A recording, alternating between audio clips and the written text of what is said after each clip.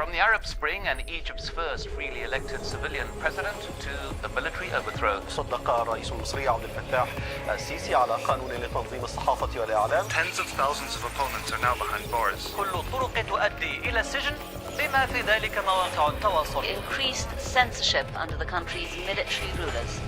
Hello, I'm Richard Gisbert, and you're at The Listening Post. Here are some of the media stories we're covering this week. Egypt on January 25th, the anniversary of the Arab Spring's most famous day. We examine what's left of journalism there and look at some of the talk show hosts who safeguard the cult of personality that surrounds President Sisi. A Nicaraguan journalist flees the country. Was he trying to avoid the same fate his father faced in the 1970s? Plus, the Israeli military gives its neighbors a lesson in geography. The Twitter sphere then escalates it to an all-out meme war. It's been 8 years since the fall of Hosni Mubarak and the uprising that briefly liberated Egyptians and their media from life under one-man rule. Fast forward to the present day, and President Abdel Fattah el-Sisi's government is doubling down, tripling down on controlling the news media, measures that rights groups say are unprecedented in the country's recent history. Hundreds of websites blocked, more than 30 journalists imprisoned. New laws allow for the monitoring, censoring, and jailing of journalists and citizens, as well as targeting online outlets where they are most vulnerable, their bottom lines. The media rights group Reporters Without Borders warns that Egypt's few remaining independent media face probable extinction or exile. With the margins of acceptable speech narrower than ever, and journalists expected to demonstrate complete loyalty to the state, discerning truth in Egypt from propaganda gets more difficult by the day. Our starting point this week is the heartland of the revolutions that came to be known as the Arab Spring, Cairo.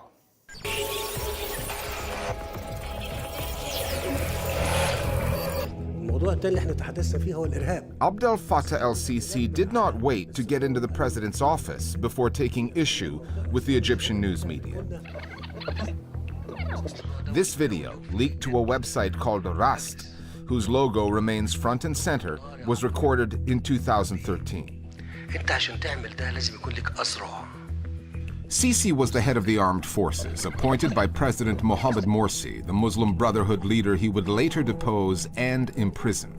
He was meeting with his officers, discussing how to deal with journalists, empowered by the role the media had played in the Arab Spring, the fall of Mubarak. Sisi is off camera when he responds to this officer, but you get the message. بحيث ان هم قادرين جدا انهم يوصلوا الترغيب. قول لي الترغيب هعمله ازاي بس. انا عارف الترغيب لكن قول لي الترغيب هعمله ازاي. A lot of what he was talking about in that video has become true. That was not self-fulfilling prophecy. That was planning to actually control media as much as possible. انت بتاخد وقت كبير جدا اول ما تستطيع انك انت تمتلك حصة مناسبة في التأثير إعلاميا. احنا شغالين في ده اكيد بنحقق نتائج افضل لكن اللي احنا عايزينه لسه ما وصلناش. For the first time ever in Egypt's history, those military rulers who are almost half gods and immune against any kind of accountability or media criticism found themselves being described in Egyptian media and social media as liars or deceivers or oppressors, and they definitely didn't like that. What President Sisi said in that is that the revolution had begun to dismantle the shackles on the media, and we need to return to a moment where we control the media. So he says this is going to take a very large statewide effort, because once we control the media and return the cycle of fear in society, then we can have ultimate control. When a government wants to transform a media landscape, the place to start is at the ownership level. On TV is a channel that used to air lively political debates. Like many other outlets with new owners, it now toes the government line. In 2016, the State Intelligence Agency, the GIS, launched its own channel, DMC-TV. Then, last year, the GIS was revealed to be behind an investment group called Eagle Capital that has bought 6 newspapers and websites, including the site Yom 7, as well as On TV. It's like the CIA starting its own channel in the US while quietly buying CNN and BuzzFeed and hoping that no one would notice. The ownership by the intelligence agencies changed the editorial line in some of these private companies by actually either making it completely entertainment and just like movies and sports and such, or advocating for a very pro-state, nationalistic, protective kind of discourse, security discourse basically. في حالة طوارئ واللي عايز يتكلم ضد الحالة ديت، اللي عايز يقف ويقول لك حقوق إنسان، يتحرق هو والإرهابيين زي بعض. You watch a channel or a website and you say, oh, which intelligence agency is behind that? الحكومة المصرية عبر جهاز The Egyptian government, through its numerous security agencies, has established private companies buying and controlling various mass media establishments. Egyptians no longer trust their mass media, regardless of whether they're private or state-owned. You have officers who instruct journalists and news editors on what the next day's headline will be. All national and private newspapers are issued with practically an identical headline. It has become a laughingstock for many Egyptians. The legal landscape is changing too. Late last year, Egypt's media regulator, the SMRC, proposed a new law that would allow the state to block broadcasts and websites for breaking rules that were so ambiguously worded that hundreds of journalists, politicians, and public figures petitioned for the abolition of a law that had yet to pass. Among the laws that have, a so-called cybersecurity law that, under the pretext of stopping fake news, restricts online journalism and encourages service providers to collect and share data on users. And there's a new registration law requiring online news sites to pay thousands of dollars just to apply for a license. If enforced, it could put many sites out of business and discourage others from ever starting up. The last remaining space for free speech and for some professional journalism was the internet. And they are trying everything they can to curtail this remaining space. So they started with blocking these websites. We have seen terrifying law provisions such as lengthy prison sentences and fines, which means journalists working in these websites would have to observe so many precautions and red lines. If cyberspace was the last vestige of political activity, then the state will regulate at that as well. Just as the intelligence apparatus has started to buy media outlets, they have now started infiltrating things like Facebook and Messenger and WhatsApp. And if, for example, you forward messages on WhatsApp to several individuals, what you get is this dissemination of false information charged under the terrorism law. And so this chilling of society and of activism has now entered this realm of cyberspace where people cannot even report on reality. It's not as though the Sisi government needs laws to jail journalists. ALJAZARA's Mahmoud Hussein is one of dozens of reporters currently behind bars. Accused of disseminating false news to defame the state's reputation, he's been imprisoned for more than 2 years, solitary confinement, but has never been charged. That's against Egyptian law, and it's typical. They use pre-trial imprisonment as a means of technically not having any political prisoners. A court case is set up, you get sent to prison based on that court case. That pre-trial detention lasts for years without a trial ever taking place. Some get released and some don't. It's all part of a grand illusion manufactured by the regime, that there are secret political currents working on toppling the regime and providing support for terrorists. President Sisi has grown accustomed to the journalistic red lines he has laid down with the Egyptian media. لا ترى في وجود رئيس قادم من المؤسسة العسكرية إنه معناه كده العسكر يحكم أو إنه الجيش بيدير الأمور. أنا مش هسمح لك تقول العسكر تاني. And foreign news organizations reporting from inside the country are also feeling the heat, as are Egyptians who speak to them. 10 months ago, this woman told the BBC her daughter had been forcibly disappeared. She's been jailed, accused of belonging to a terrorist group. A reporter for the Times of London was deported last year. Another journalist from France was denied entry. Cases that have not gone unnoticed by other correspondents based in Cairo. They are trying different approaches. carrot and stick policies and strategies with foreign journalists. If you criticize the government, we wouldn't give you the license to work in the country or suddenly deport you. And we've been asked to leave. Foreign correspondents in Egypt, they all live in continuous state of intimidation and anxiety. They are not able to do the work freely. The state is now creating new strategy to deal with the correspondents in Egypt, where if they get something wrong, it's like, okay, you got that wrong, New York Times correspondent, you got that wrong, and sometimes they push for credentials and such. So I think they are being more proactive in pushing for a certain narrative, a statist narrative about what's going on in Egypt. Remember, the revolution broke the fear nexus. It broke the barrier. And people had no problem coming into squares and writing and blogging and tweeting and saying what was happening. President Sisi was very weary of this moment of how can we consolidate power in a way where we can return the institutions controlled under the state and remove the independence that media has had for 2 years. And that's exactly what we've seen.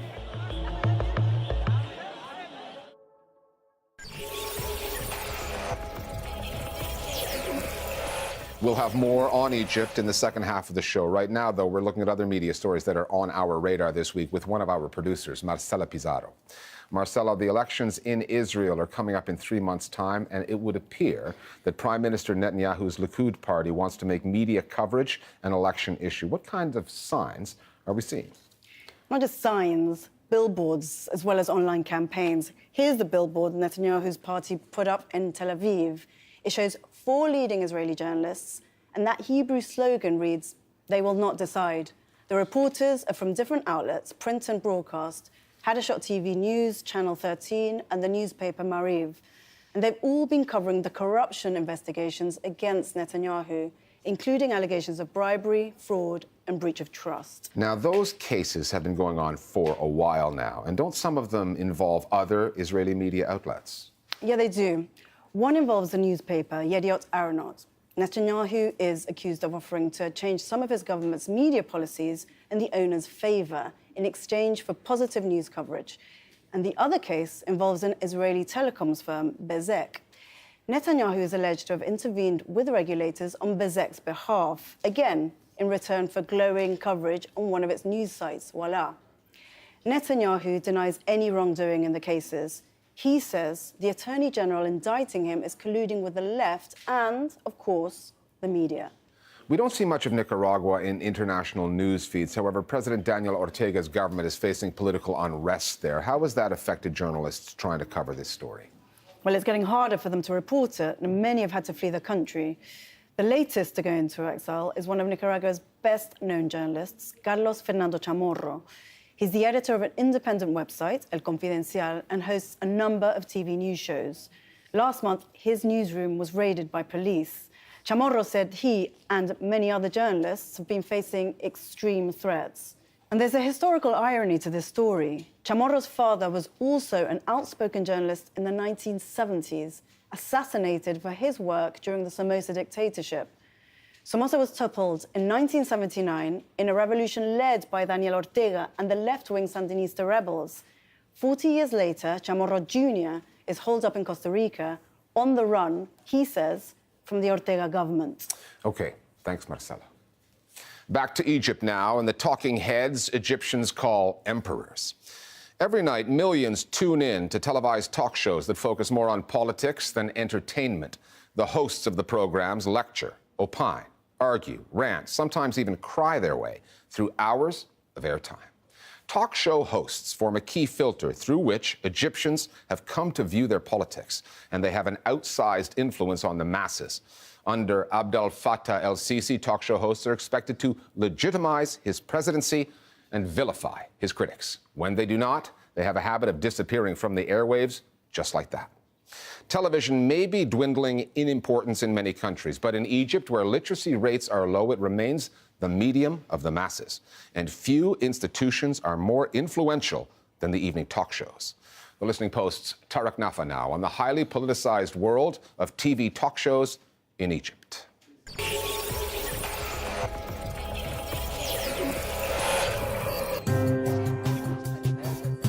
To say that talk shows are the most important phenomenon in the way that government communicates with the public would be an understatement.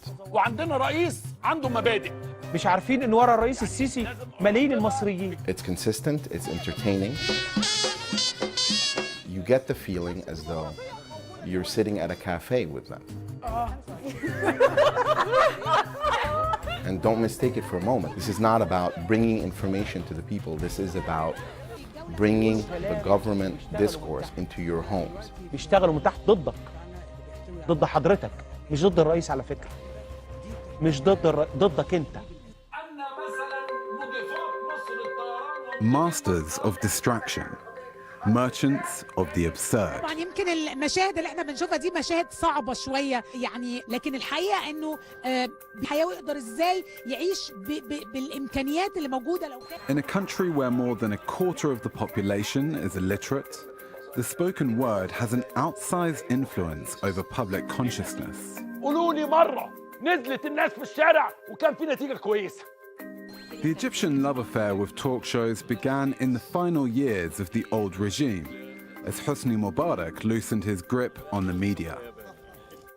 The hosts of these shows were colourful, opinionated, everything their monochrome counterparts on state TV were not.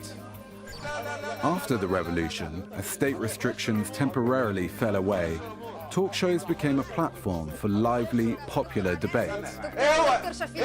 The talk shows were always political. Now they're deeply politicized, with hosts delivering a nightly diatribe that goes on and on and on. The monologue can be up to a half hour, in some cases 45 minutes, where you have a host not only talking, but working himself or herself up emotionally. Sometimes you would have some very theatrical props. And the other thing is the interaction not only with the in-studio guests, but also with viewers at home. For example, we've seen relatives of some of the victims of the terrorist bombings where an audience member begins crying on the air. And a host begins crying as well. أنا بجد خايفة على البلد. And as a result, the host becomes this emotional link, this connection that brings people in their homes together. I can say at least 80% of journalists I interviewed in Egypt told me that they see themselves to be first citizens and only second professional journalists. نقف مع الجيش ازاي؟ نقف مع الشرطة ازاي؟ And there is a strong call for subjectivity within the journalistic community that perceives the issue of the ideal of objective journalism as treason. The importance of the personalities at play are beyond crucial. Without them, these shows would crumble. Two of them happen to be the power couple of Middle Eastern talk shows. Amr Adib is the first. He is very likely the most handsomely paid. أقول لحضراتكم حقيقة مؤلمة. He has a natural instinctive intelligence, and the intelligence agencies recognize that. His wife is Lamis Al-Hadidi. She is a study in upper middle class decorum and delivers her message not as opinion, but as fact. في جماعة الموضوع واضح، الفخ واضح، البلوت واضحة، القصة واضحة. The third person that comes to mind is the most grotesque figure of explicit propaganda, Ahmed Musa. محدش يدور على فكر أصل نقعد نفند لا مش. Ahmed Musa is loud, fascist, non-apologetic. القوة هي القوة. الحاجة الوحيدة القوة والبتر. He excels at a hyperbolically nationalistic form of diatribe that appeals to the lowest common denominator. Over the years, the format has survived, but the mission has changed. President Abdel Fattah al-Sisi took power in 2014 on a wave of nationalist fervor, vowing to return stability to Egypt, staking his legitimacy on combating terror. مصر بتواجه الإرهاب بالنيابة عن المنطقة وعن العالم بالكامل. Talk show hosts presented the former general as a national savior who would stand between Egypt and the chaos that was consuming the rest of the Middle East. مصر بتحارب في الإرهاب. مصر بتحارب في فعلا الإرهاب لوحدها نيابة عن المنطقة والعالم. Hyping a shared sense of purpose, panic, and victimhood. One of the key aspects of these talk shows is the way they whip up a sense of national emergency. الهدف الشعب المصري ضربك ضرب وحدتك تدميرك تركيعك. You not only support the government, you bend over backwards, so to speak. So dissidents, political prisoners are typically vilified. They are portrayed as enemies of the nation. اصحي يا بلد، العدو مش على الحدود، العدو جوانا موجه سلاحه ليا وليك. And if you portray anybody as an enemy of the nation in a time of emergency, what you're saying, it's okay to jail them, it's okay to beat them up, and in some cases, it's okay to kill them. Talk shows are a very prominent political tool or political platform for messaging. You need to support the regime because the regime is facing unprecedented dangers coming from the outside, but also and mainly from the inside. There is a conspiracy coming from the Muslim Brotherhood. الإرهاب ويعني العمليات الإرهابية هي جماعة الإخوان المسلمين. Despite they are under fierce crackdown by the regime, every critical voice can be linked to the Muslim Brotherhood. The roster of the bad guys, real, imagined, and otherwise, is constantly evolving to suit the needs of the state. الأتراك، القطريين، الإيرانيين مع بعض. Qatar is now public enemy number 1. Turkey is public enemy number 2. Iran is public enemy number 3. تنظيم إرهابي كيان قطر. كأنه قطر بقت هي اللي بتحكم العالم. قطر دولة مارقة. قطر دولة إرهابية. وأنا ما بطلبه من تركيا إنها تبعد عنا. هي إيران عايزة إيه؟ And of course, the ruler is featured prominently, one way or another. راجل محترم، لسانه عفيف، ما بيغلطش. There has always been a consistent awareness where the red lines are precisely. And right now, there are more red lines than there have ever been. Censorship is ubiquitous in Egypt and takes many forms. The government dictates the narrative, and increasingly, the intelligence services are getting in on the act.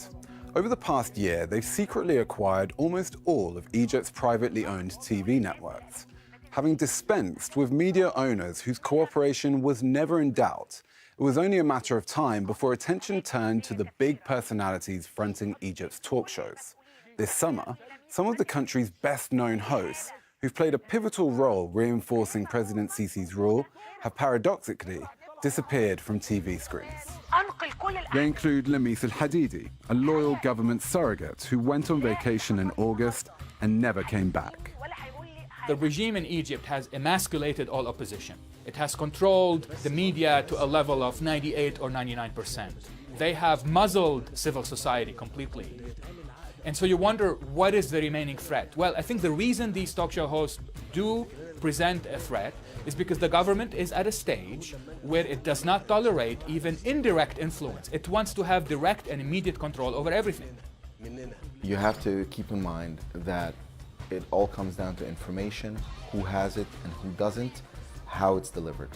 Hats off to the Sisi regime for understanding the link between lack of education, ease of dissemination, obstruction of information.